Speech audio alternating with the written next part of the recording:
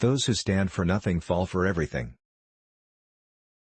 Give all the power to the many, they will oppress the few. Give all the power to the few, they will oppress the many. The Constitution shall never be construed to prevent the people of the United States who are peaceable citizens from keeping their own arms. A well-adjusted person is one who makes the same mistake twice without getting nervous. I never expect a perfect work from an imperfect man. A nation which can prefer disgrace to danger is prepared for a master, and deserves one. The sacred rights of mankind are not to be rummaged for among old parchments or musty records. Safety from external danger is the most powerful director of national conduct. I have thought it my duty to exhibit things as they are, not as they ought to be. Hard words are very rarely useful. Real firmness is good for everything. Strut is good for nothing. Men are reasoning rather than reasonable animals. A powerful, victorious ally is yet another name for master. The best we can hope, for concerning the people, at large is that they be properly armed. For in politics, as in religion, it is equally absurd to aim at making proselytes by fire and sword. Heresies in either can rarely be cured by persecution. If we must have an enemy, at the head of government, let it be one whom we can oppose, and for whom we are not responsible. Vigor of government is essential to the security of liberty. Here, sir, the people govern, here they act by their immediate representatives. The inquiry constantly is what will please, not what will benefit the people. In such a government there can be nothing but temporary expedient, fickleness, and folly. If men were angels, no government would be necessary. There is a certain enthusiasm in liberty, that makes human nature rise above itself, in acts of bravery and heroism. When avarice takes the lead in a state, it is commonly the forerunner of its fall. If the sword of oppression be permitted to lop off one limb without opposition, reiterated strokes will soon dismember the whole body.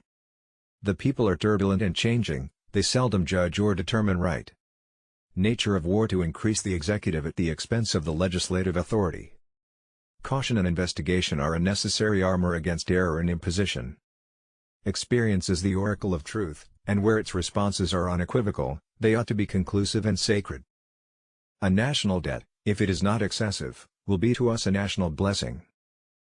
No man ought certainly to be a judge in his own cause, or in any cause in respect to which he has the least interest or bias. The pains taken to preserve peace include a proportional responsibility that equal pains be taken to be prepared for war. To be more safe, they at length become willing to run the risk of being less free. Safety from external danger is the most powerful director of national conduct. We are not always sure that those who advocate the truth are influenced by purer principles than their antagonists. All communities divide themselves into the few and the many. The first are the rich and well-born, the other the mass of the people.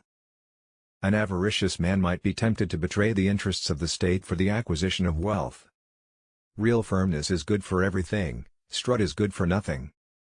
In proportion as I discover the worthlessness of other pursuits, the value of my Eliza and of domestic happiness rises in my estimation. A dangerous ambition more often lurks behind the specious mask of zeal for the rights of the people.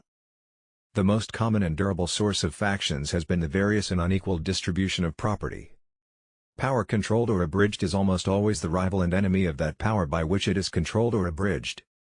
The inference to which we are brought is, that the causes of faction cannot be removed, and that relief is only to be sought in the means of controlling its effects. If men are rather reasoning than reasonable animals, for the most part governed by the impulse of passion. Opinion, whether well or ill-founded, is the governing principle of human affairs.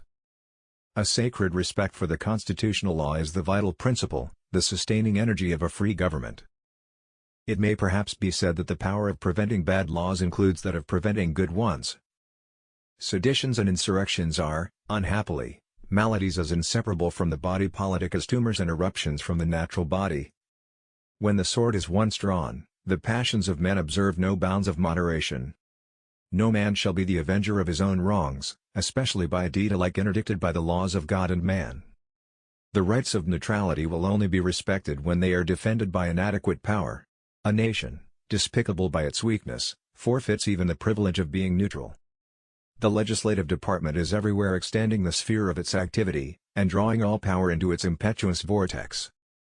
Liberty is to faction what air is to fire, an element without which it instantly expires.